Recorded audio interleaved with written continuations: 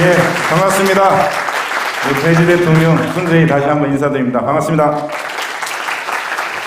요즘 젊은이들이 갈 곳을 많이 잃은 것 같습니다. 다양성이나 다각화를 조금 시켜서 각 사회에서 조금 역할 좀 해주십사는 바람에 제가 이렇게 돌아다니고 있습니다. 제가 오늘 설명드릴 것은 그동안 우리 산업의 한돈협회 연약하고 그리고 우리 대한민국 양돈의 역사 그리고 현재 한돈 산업의 현황 그리고 이제 축산의 가치 그 다음으로 제가 당부의 말 그리고 대화의 시간을 갖도록 하겠습니다. 이게 여러분의 소리를 많이 듣고 싶어요.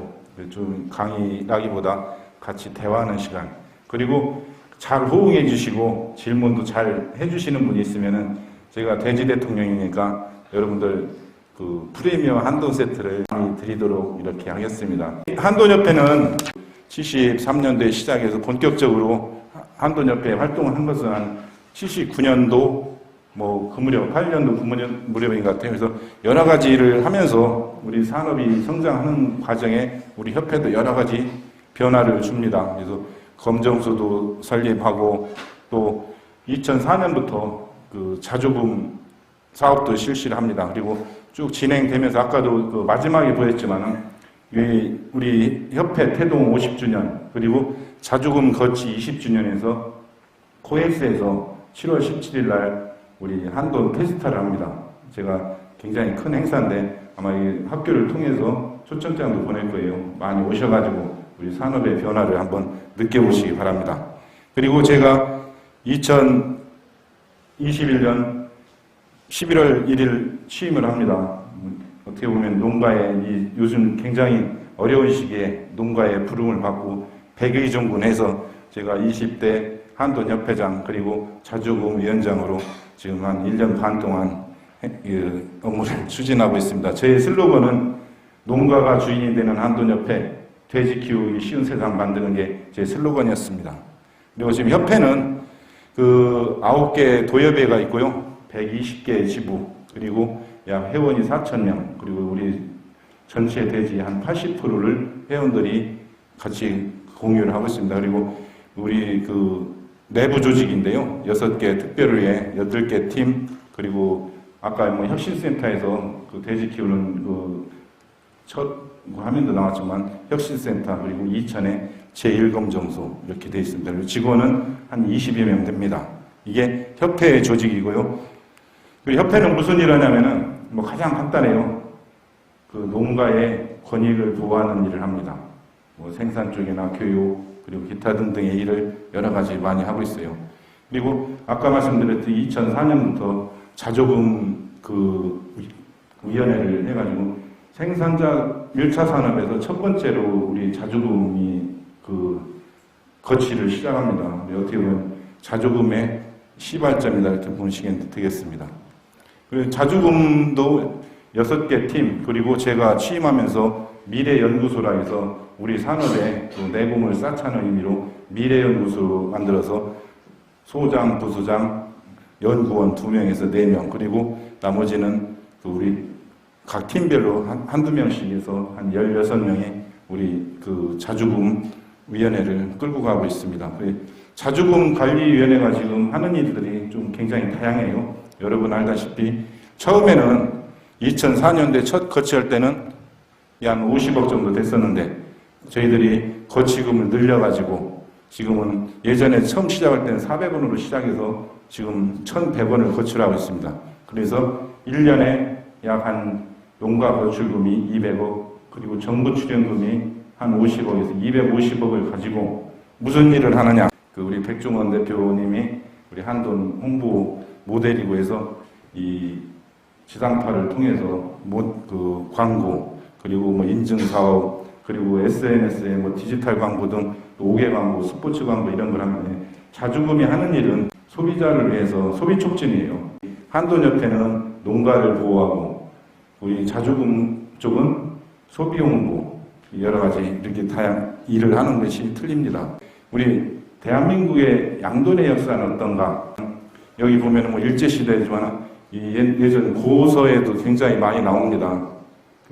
삼국지 위지 통행지나 보면은 삼국시대에도 그 돼지를 신성시하고 제사용으로도 쓰고 했다는 문헌들이 굉장히 많이 나고 있어요. 그리고 부여의 신화에도 나옵니다. 어떤 탕리국이라는 어떤 시녀가 임신을 했는데 왕이 될 상이라 해서 그 나라 왕이 그 아기를 버리라고 합니다. 버리는데 어디다가 버리냐? 그 돼지 위에 버렸다고 그래요. 근데 돼지가 잘 보드득을 키워서 그 아기가 부여를 건국했다는 왕이라고 합니다. 설하니까 믿거나 말거나고요. 그리고 지금 그 고려 시대에도 불교 문화 때문에 문헌에는 안 나오지만은 선조들하고 밀접한 관계가 있다고 그래요. 그리고 조선 시대에도 관청에서 돼지를 키우고 조선 시대는 소고기 값보다 돼지고기 값이 더 비쌌었다고 합니다. 지금 우리 축종이 소고기가 과잉 생산이라 해서 굉장히 여론에도 많이 나오고 하는데 앞으로 돼지값도 더 오를지 모르니까 많이 드시길 바라겠습니다. 그리고 이제 쭉 넘으면서 일제 강점기 때 그 돼지 굉장히 장려했다고 해요. 왜 그랬을까요? 퇴비 생산을 위해서. 왜냐면 각국의 전쟁을 하다 보면은 우리 그 식량 침탈하려고 퇴비를 생산해서 그 곡식을 많이 생산해서 각 전쟁에 군수물자로 보내려고 돼지 사육을 굉장히 장려했다고 합니다. 그리고 광복 이후하고 6.25 넘어서는 돼지가 어떻게 보면 순환의 시대였던 것 같아요. 해방감도 있고 전쟁으로 해서 그 배고픔을 있는 돼지도 많이 잡아먹고 해서 많이 죽었다고 합니다. 그리고 60년대 오면서 이제 쭉 한 내용이 돈모로 100만 달러 외화 획득했다는데 이때는 그 돼지 털이 아마 제솔용으로 아마 솔 만드는데 이렇게 해서 수출이 했던 것 같아요.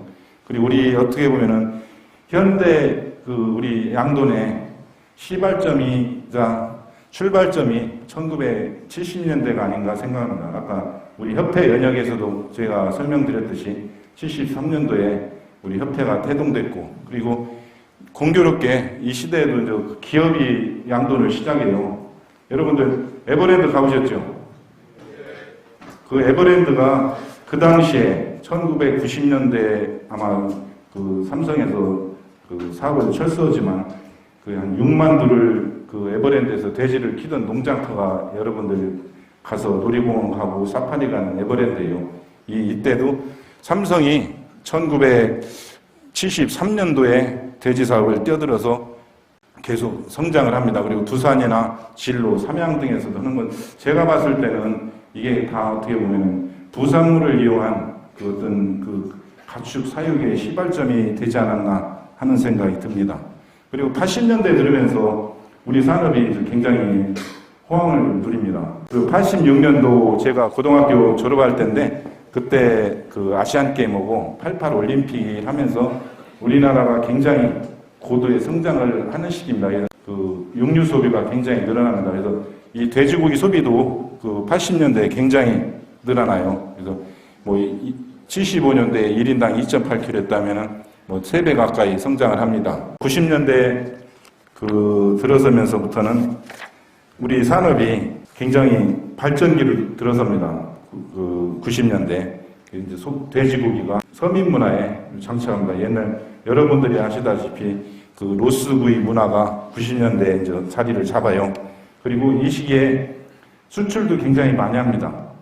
대일 수출해서 굉장히 호황을 누리는 시기예요. 근데 또 그 시기에 IMF 때 굉장한 또 아픔도 겪습니다. 이런 그 격변의 과정을 겪으면서 이 시기에 또 이 굉장히 단지화나 이런 것들 또 전업화가 되면서 종돈 시장이 굉장히 호황됩니다. 그래서 많은 종돈장도 생기고 종돈이 많이 외국에서 많이 들어와요. 그래서 이 들어오면서 다른 질병도 들어오기 시작하는데 이 90년대에 어떻게 보면 우리 산업의 발전이다 이렇게 보시면 되겠습니다. 그리고 이 시기에 또 브랜드가 시작됩니다. 여러분 아시다시피 도드라만돈, 하이포크, 선진이 하이포크 쪽에서 각 브랜드들이 시작되는 게 90년대라고 보시면 되겠습니다. 그리고 2000년대는 좀 많이 복잡해집니다. 이 시기는 브랜드에서 기능성 그 돼지고기가 또 등장돼요. 여러분들 뭐 잘 아시겠지만. 그리고 현대화, 규모화도 굉장히 커집니다. 그리고 계열화 사업이 굉장히 활성화돼요. 그래서 굉장히 그 기업에서 활동적으로 우리 양돈을 경영을 시작됩니다. 그리고 아까 말씀드렸듯이 90년대를 통해서 질병이 많이 유입됩니다. 그래서 어려움을 시기를 겪기 시작하는데요. 그래도 우리 산업이 우리 돼지 키운 선배님, 저도 그 가운데 있었지만은 굉장한 그 인내와 노력으로 이 위기를 잘 극복합니다. 그래서 이 새로운 질병이라는 게 뭐냐면 2000년도에 그 우리가 교과서에서 배우고 우리나라는 안 터질 것 같다는 그 구제역이 발생을 합니다. 이제 약하게 왔지만 그 당시에도 굉장히 그 두려움을 많이 떨었었어요. 근데 잘 방어를 했고 그 공무원들이 잘 방어를 했습니다. 그리고 여러 가지 돼지가 들어오기 시작하면서 서코라든가 PRLS, 뭐 PMWS 온갖 질병이 시작되면서 계속 몸살을 앓기 시작하는 게 2000년대예요. 그리고 2010년대 들어서면서 어떻게 보면 가축의 진짜 순환의 시대가 들어옵니다. 가축이 순환 시대가 돌아오면서 우리 농가들도 순환을 당해요. 그리고 또 소비자가 또 많이 어렵습니다. 그게 2010년대라고 보시면 돼요. 왜 그러냐면 2010년도에 우리나라 구제역이 진짜 이제 본격적으로 안동발로 해서 연천, 파주, 포천을 거쳐서 이제 남하를 해요. 이렇게 남하를 하면서 소 돼지가 한 330만 도가 매몰됩니다. 그걸로 인해서 그 전에는 우리도 그 축산에 대해서 우호적이고 했던 부분들이 이 막 매장되고 하는 그런 모습을 보면서 우리 소비자나 국민들이 우리 축산에 대해서 조금 부정적 인식을 갖기 시작합니다. 그 시기가 2010년대에 시작돼요. 그래서 지금도 풀리지 않은 숙제들이 굉장히 많고 또 이런 것들을 통해서 우리 사회가 우리 축산인들한테 사회적 책임을 묻습니다. 그래서 여러 가지 규제가 많이 생깁니다. 묻어도 되지 않을 돼지를 막 묻습니다. 그렇게 하면서 일단 농가가 피해보고 또 많이 묻다 보니까 비싸지잖아요. 소비자가 피해를 봅니다. 비싸지니까 또 수입을 해와요. 수입을 해오다 보니까 다시 생산자가 수입에 치우쳐 또 아픕니다. 이렇게 해서 여러 가지 그런 사이클을 겪고 있는데 이런 부분들은 정책적으로 조금 우리가 좀 더 노력하고 여기에 계신 분들도 좀 준비를 해서 대응을 해야 되지 않나 하는 생각이 듭니다. 그리고 2010년대 이 시기에 구제역으로 또 ASF, 그리고 FTA 그 보상금이나 이런 부분으로 해서 농가 수는 굉장히 감소를 합니다. 농가 수는 감소를 하는데 이따 도표에서 나오겠지만은 돼지 마리 사육도 수는 그래도 계속 점진적으로 늘어나요. 그런 부분들은 우리 산업의 어떤 필요성 때문에 그렇게 되지 않나 하는 생각이 듭니다. 그리고 지금 와서 2020년대에는 우리들이 2010년대에 굉장히 어려움을 겪고 있지만은 2020년대에는 앞으로 미래에 대한 지속 가능에 대한 숙제가 담겨져 있습니다. 그게 뭐냐면은 여러분들 다 아시다시피 우리가 그 모든 기업에서도 마찬가지지만 우리 1차 산업에도 ESG 경영이라든가 그리고 탄소 중립, 동물 복지 그리고 우리 농업에 우리 이제 한돈 같은 경우는 이따 다른 도표에서 설명드리겠지만 산업의 리더로서의 역할을 강요를 받습니다. 그래서 제가 여기에 있는 것도 그렇고 앞으로 노력해야 될 부분도 있겠지만 우리 젊은 미래 인재들 양성도 해야 되고 또 지역 소멸을 위해서 막기 위해서 우리 산업을 발전시켜야 되는 책임감도 있어요. 그래서 우리 돼지의 역사는 이렇게 흘러왔고 그리고 숙제도 굉장히 많다 이렇게 보시면 되겠습니다. 그리고 우리 산업의 지금 현황인데요. 우리 한돈 산업의 현황. 아까 제가 73년도 얘기했죠.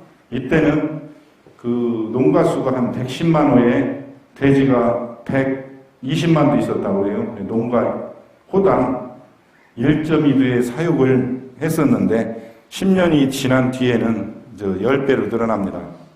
여기 보시면 농가수 25만 농가에 280만 도, 그리고 그것이 또 10년 뒤에 2000년대에 오면은 또 이게 30배인가요? 30배로 또 늘어나요. 2000년대에 보면은 농가수는 확 줄고 사육두수는 계속 늘어납니다. 그리고 지금 현재죠. 2022년도에 우리가 농가수가 한 5,500호 정도 되는데 그 전체 사육 마리수가 1,100만 도 정도 되니까 한 평균 지금 2,000도를 사육을 하고 있습니다. 그리고 여기에서 보면은 지금 이 도표는 최근에 우리 한돈산업의 그 사육 두수, 두수는 1,100만 도를 유지하고 있고 사육 농가수는 계속 주는 것을 그래프로 표시했습니다. 그리고 한돈산업의 위치, 우리 한돈으로 1년에 매출이 한 9조 정도 됩니다. 2021년도에 보면은 8조 5천억 정도 됐는데 작년 같은 경우는 9조 한 10조 가까이 육박을 해요. 그래서 우리 그 산업이 생산액이 농업 생산액에 굉장한 포지션을 차지하고 있다, 이렇게 보시면 되겠습니다. 그리고 우리 지금 여기서 비교는 이렇게 됐지만은 쌀은 계속 소비도 줄고 경작지나 이런 것들이 많이 줄기 때문에 쌀 생산량이나 이런 것들이 줄어서 계속 우리 한돈이 2위를 유지하다 작년에 한 9조 5천억, 그리고 올해 같은 경우도 한 9조 2천억의 생산액이 될 것으로 예상을 하고 있습니다. 그리고 여기 보면은 지금 우리가 이게 가장 우리나라가 극복해야 될 문제점이 여기 있어요. 모돈이 100만 도, 110만 도 되는데 지금 여기 보면은 1,800만 도밖에 도축을 못하잖아요. 이게 MSY가 18점 몇 도밖에 안 돼요. 유럽 선진국은 25도, 27도 이렇게 되는데 우리나라는 이게 18점, 굉장히 성적으로 빈약합니다. 이 부분이 유지되면은 MSY가 한 23도, 4도 돼야 되는데 이 계절적으로 우리나라 같은 경우는 굉장히 취약하기 때문에 그렇습니다. 어떻게 보면 기후변화의 영향일 수도 있고 우리나라의 구조상 겨울하고 여름하고의 온도가 한 50도 넘게 차이 나거든요. 근데 이런 부분들이 여름에 폭염 때 돼지들이 분만율이라든지 수태율이죠. 수태율이 굉장히 떨어집니다. 떨어진 그 과정에 또 크리스마스 때쯤 이것들이 폭염 피해를 봤던 돼지들이 분만율도 떨어지고 하는데 크리스마스 때쯤 되면 뭐를 하냐면 유행성 설사병, PED라고 질병을 알아요. 그래서 성적이 4월, 5월 지나면서 지금이잖아요. 향락철 되고 오는데 돼지 두수가 굉장히 감소를 합니다. 그래서 이 시기에 거꾸로 돼지 두수는 줄어드는 대신 가격은 또 올라가요. 이게 어쩐 경제의 원리니까. 지금 스마트팜이라든가 현대화를 통해서 성적을 온도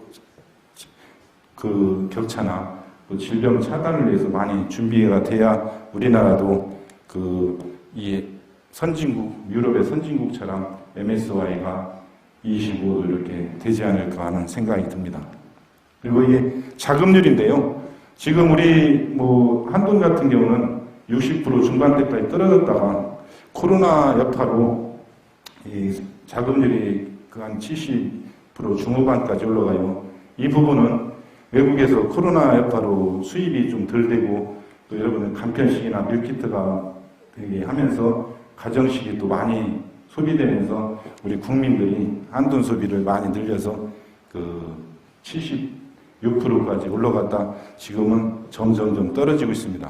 국민 소비가 어느 정도 되냐면 국내 생산이 한 100만 톤, 그리고 수입이 한 40에서 50만 톤, 그렇게 해서 1인당 우리가 한 30kg 가까이 돼지고기를 소비합니다. 여러분도 드시든 안 드시든 30kg 정도는 누구나 다 먹는다고 봐야 돼요. 그리고 축산의 가치, 제가 돼지 얘기만 했지만 어차피 다 결부된 얘기입니다. 축산의 가치. 여러분, 그 축산의 가치가 뭐뭐 있다고 생각하십니까? 우리 주식으로서의 가치, 1차 산업 맞습니다. 주식의 가치. 그리고 영양적인 가치. 그리고 이 산업의 지속산업, 지속 가능한 산업, 우리 한돈산업이나 축산업에 대한 그 산업에 대한 가치, 그리고 또 식량안보, 이 네 가지 가치에 크게는 우리 또 K푸드라는 어떤 큰 틀이 있습니다. 여러분 아시다시피 지금 고기 소비는 굉장히 늘어납니다. 뭐 재작년까지 쌀 소비가 58kg, 근데 고기 소비가 한 56kg 이렇게 됐는데, 지금 여기서 보시면은 돼지고기가 육류 소비량의 절반 정도를 차지합니다. 굉장히 우리 돼지고기가 우리 국민들로부터 사랑을 많이 받고 있다, 이렇게 보시면 되겠습니다. 여기 보시면은 이게 그래프가 여기 나왔네요. 21년도까지 그 재작년이죠. 이렇게 보면은 이 쌀 소비랑 육류 소비랑 거의 크로스가 됩니다. 붙었어요. 이 빨간 그래프가 선이 육류 소비인데 이 곡선하고 우리 그 식생활하고 관련된 것들 뭐가 있을까요? 이 육류 소비가 늘면서 우리 식생활 우리가 우리 사회에서 변하는 것들. 여기에 어떻게 보면은 고기 섭취를 함으로써 이 수명이 굉장히 길어집니다. 아까 조선시대 때 평균 수명이 몇 살이었을까요? 네. 55요. 아, 예. 그 55는 아마 양반들의 그 평균 수명이 50이었기 때문에 한 30대 중반 이 정도 되는 것 같아요. 뭐 환관이 평균 연령이 평균 수명이 80대였다고 그래요. 임금 수명이 40대, 그리고 양반 수명이 50대. 그 대신 그 평민들의 수명이 30대 초반이었다고 합니다. 평균 수명이 30 중반 이렇게 된다고 그래요. 근데 지금 이 육류 소비가 늘면서 수명도 늘어나고 길어지고, 또 여러분들 이렇게 아시다시피 체형도 많이 변하고 키도 많이 커졌잖아요. 이 부분은 그 육류 소비가 많이 늘어서 우리 체형도 그렇고 소구하고 많이 변했다, 이렇게 보시면 되겠습니다. 그리고 또 영양적 가치, 제가 영양에 대해서는 잘 모르지만은 우리 사람에게 필요한 것들이 이 동물성 단백질에 다 포함되어 있기 때문에 제가 이렇게 봤을 때는 고기를 많이 먹어가 아니라 건강한 식단을 여러분들이 잘 유지를 해 주십사 하는 바람에 이런 얘기를 나누겠습니다. 그리고 여기 보면은 여기 보면 키성장, 두뇌 발달, 면역력 유지, 이게 어떻게 보면은 채식인으로서 얻을 수 없는 것들을 우리 동물성 단백질에 포함되어 있다, 이렇게 보시면 되겠습니다. 동물성 단백질 섭취를 하면서 영양적 가치도 있지만은 혈관 건강에 굉장히 도움을 준다고 합니다.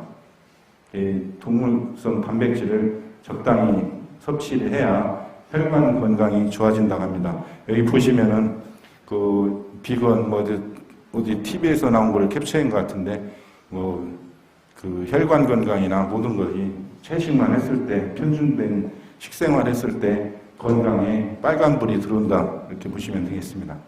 그리고 이제 산업으로서의 가치, 어떻게 보면은 지금 여러분들도 아시다시피 이 1차 산업이 앞으로도 더 중요하다고 생각되거든요. 왜 그러냐면은 가장 1차 산업이 뭐예요? 산업 중에 1, 2, 3차, 지금 6차 산업까지 얘기하지만 가장 기본이 되는 산업이 1차 산업이잖아요. 1차 산업을 버리고서 2차, 3차 산업이 있을 수 없다고 생각합니다. 여기에 식량 안보도 있고 여러 가지 다양한 것들이 있는데 앞으로도 우리가 풀어야 될 숙제가 아니라 유지해야 될 숙제입니다. 우리 1차 산업에 대해서는. 그리고 제가 말씀드렸듯이 우리 1차 산업을 통해서 또 2차, 3차 산업이 같이 유기적으로 가면서 유관 효과를 만든다. 그리고 사회의 어떤 기초적인 산업이 된다, 이렇게 보시면 되겠습니다. 그리고 산업적인 가치에서 보면은 제가 아까 육류 소비량도 했지만은 이 축산업이 아까 우리 그 1차 산업에서 생산액이 한 그 60조 가까이 돼요. 그 와중에 우리 축산업이 차지하는 그 비중이 한 40% 좀 넘는데 이 부분은 계속 확대됩니다.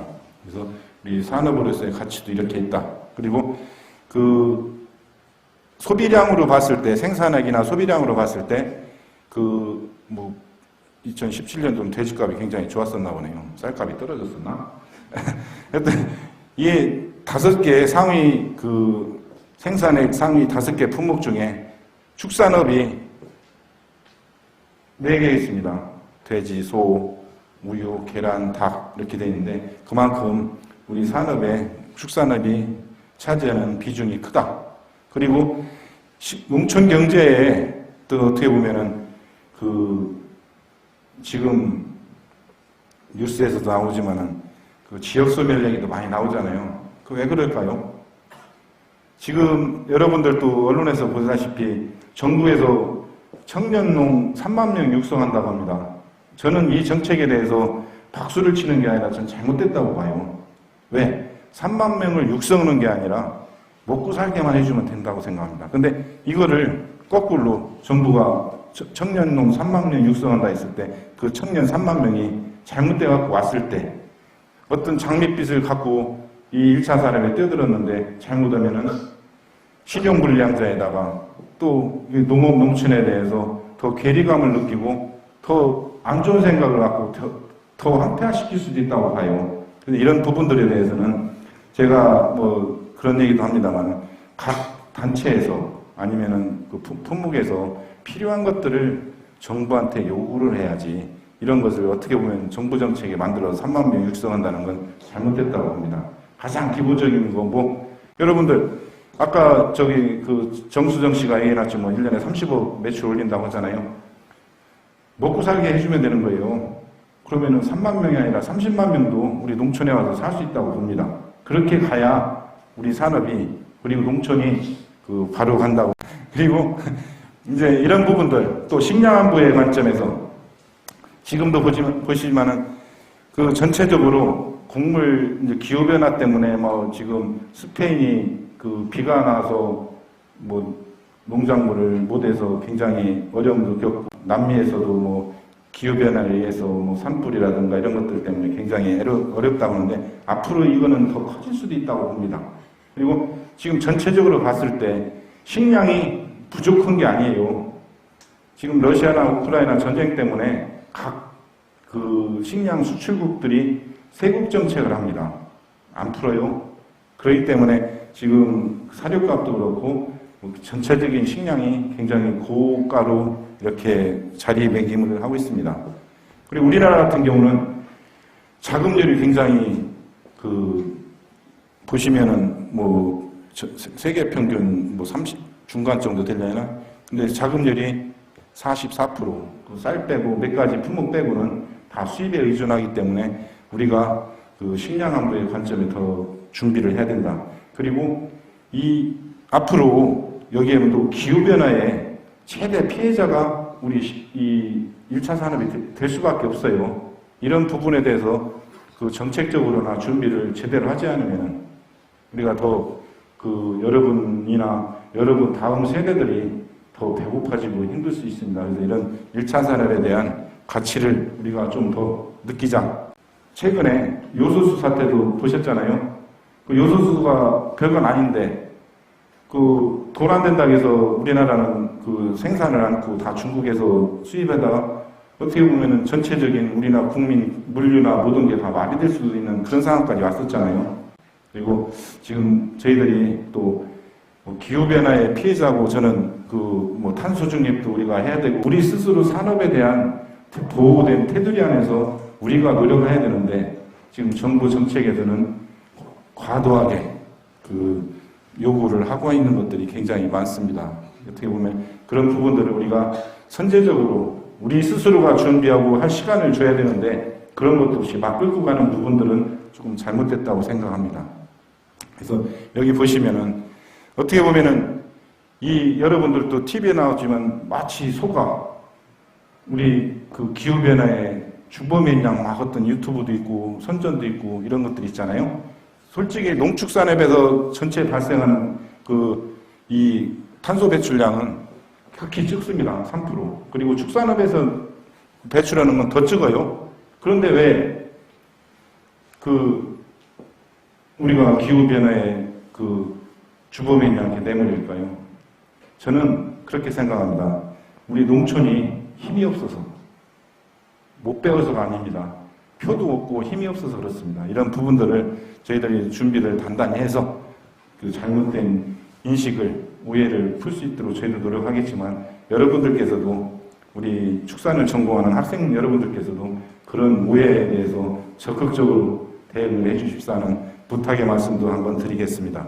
또 한 가지는 뭐냐면, 커피나 초콜릿 생산해서 나는 탄소 배출보다 축산업이 더 적은데 왜 초콜릿 불매 운동을 안 하고 커피 불매 운동을 안 합니까? 아이러니하잖아요. 이게 그만큼 우리가 더 해야 될 것들이 많다 이렇게 보시면 되겠습니다. 이제 또 한 가지는 대한민국 하면 생각나는 것들 가장 1등이 K-팝이라고 해요.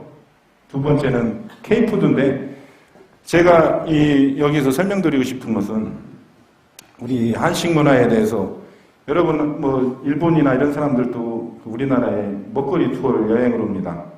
기내에 보면은 먹거리 관광 일본으로 해갖고 전주 비빔밥 어디 막 이렇게 굉장히 있어요. 일주일 동안 일본 사람 먹으러 온 사람들도 굉장히 많습니다.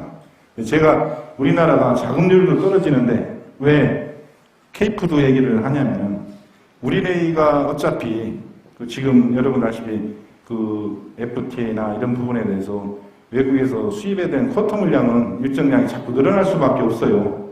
그렇게 하면은 우리가 음식 문화도 서양하고 많이 틀립니다.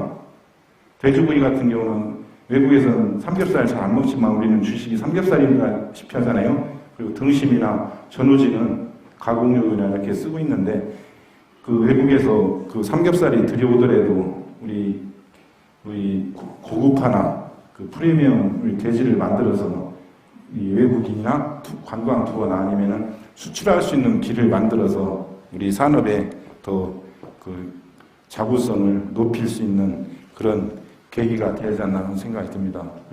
마무리하면은 여러분들 우리 축산의 가치는 지금 쭉 설명드렸듯이 여러 가지 있겠지만 식량 안보 그리고 우리 국민의 삶의 질을 높이고 앞으로 지속 가능한 우리 농촌 경제를 위해서 굉장히 필요하다 이렇게 생각합니다. 여러분들께서도 좀 전공이고 여러분들 배우고 있지만은 이런 자부심도 가지고 노력을 해주십사는 제가 당부드리고 싶은 것은 직업의 다양성을 좀 가졌으면 하는 바람입니다.